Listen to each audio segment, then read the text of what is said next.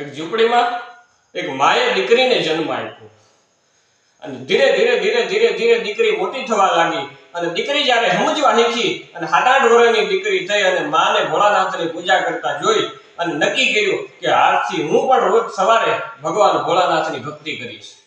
અને દીકરીએ બાળપણથી જ ભગવાનની ભક્તિ કરવાનું શરૂ કરી દીધું અને દીકરી મોટી થઈ, દીકરીને પરણાવી દીધી અને દીકરીના ખોળે એક દીકરાનો જન્મ થયો. અને એ દીકરો જ્યારે 10-12 વર્ષનો થયો ત્યારે એ દીકરો છે એ રમતા રમતા રમતા ક્યાંક દૂર સુધી નીકળી ગયો અને ઘણી તપાસ કરી, ઘણો ગોત્યો, પણ એ દીકરો જડ્યો નહીં.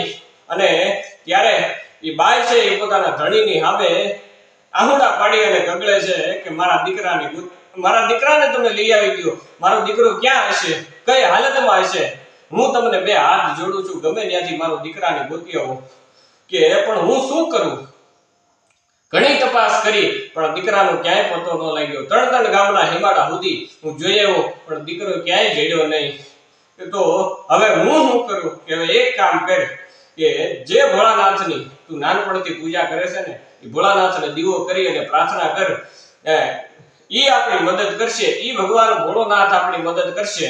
અને બાઈ છે એ આહુડા લૂછી નાઈ ધોઈ તૈયાર થઈ અને હવારમાં ભોળાનાથની પૂજા કરવા માટે બેઠી અને દીવો કરી અને 2 હાથ જોડી અને એટલું કીધું કે હે ભગવાન ભોળાનાથ, જ્યારથી સમજવા શીખીશું ને ત્યારથી તારી ભક્તિ કરું છું અને અત્યાર સુધી મેં તારી પાસે કાંઈ નથી માંગ્યું, પણ આજ માંગુ છું કે મારો દીકરો 7-8 દિવસથી ઘરેથી નીકળી ગયો છે, હજુ સુધી ઘરે પાછો નથી આવ્યો, તો મારા દીકરાને ગમે એમ કરી અને મારા દીકરાને તું એમ કેમ મારા ઘરે પાછો મોકલી દેજે. અને તેથી એને એક અવાજ સંભળાણો કે દીકરી આહુડા લૂછી નાખ. કે કોણ? કે હું દેવોનો દેવ મહાદેવ બોલું છું, જેની તું બાળપણથી પૂજા કરે છે ને એ ભોળાનાથ હું બોલું છું. તારા આહુડા લૂછી નાખ, તારો દીકરો જ્યાં છે ત્યાં હેમખેમ છે અને શ્રાવણ મહિનાની છેલ્લી સવારે તારો દીકરો હેમખેમ પાછો આવી જશે. અને શ્રાવણ મહિનાની છેલ્લી સવાર સાહેબ અને માં છે એ બરોબર નાઈ ધોઈ તૈયાર છે અને પૂજા કરવા માટે બેઠી હતા. ફળિયા બાજુથી અવાજ આવ્યો, માં એ માં. અને માં ઓળખી ગઈ કે આ તો મારા દીકરાનો અવાજ છે અને ગડગડતી દોઢ મૂકી અને ફળિયામાં દીકરાને જોયો અને બથ ભરી ગઈ અને એટલું કીધું કે બેટા ક્યાં હતો અત્યાર સુધી તું, કે બા મને માફ કરી દે, રમતા રમતા મને ખબર ન રહી અને રમતા રમતા રમતા હું આપણા ગામનું જે જંગલ છે એ જંગલમાં દૂર સુધી નીકળી ગયો.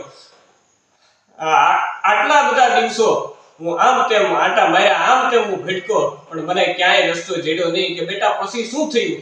કે માં પછી અચાનક મારી પાસે એક વાંદરો આવ્યો.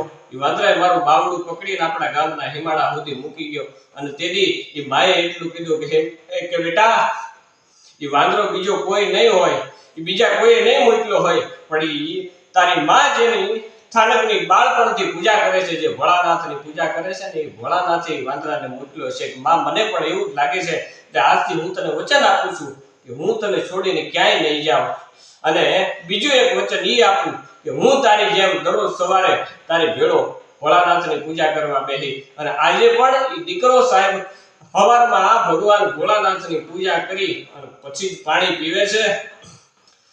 આવું જો કોઈને તમારે જો એવું સુખી જીવન જીવવું હોય, તમારે એવું જીવન જીવવું હોય કે જો તમને જીવનમાં કોઈ તકલીફ ન પડે, તો સવાર સાંજ ખાલી તમે જેને માનતા હો, તમારી કુળદેવીને, તમારા ઈષ્ટદેવને, ભગવાન ભોળાનાથને, કૃષ્ણને, રામને, જેને માનતા હો એને સાંજ સવાર ખાલી દીવો કરશો ને સાહેબ, તો તમારા જીવનમાં કોઈ દિવસ તકલીફ નહીં આવે. કદાચ તમને જો અમારી વાત ઉપર વિશ્વાસ ન આવતો હોય તો અખતરો કરી લેજો અને પછી અખતરો કરી જો અને પછી જો કે જીવન જીવવાની કેવી મજા આવે છે. બોલો હર હર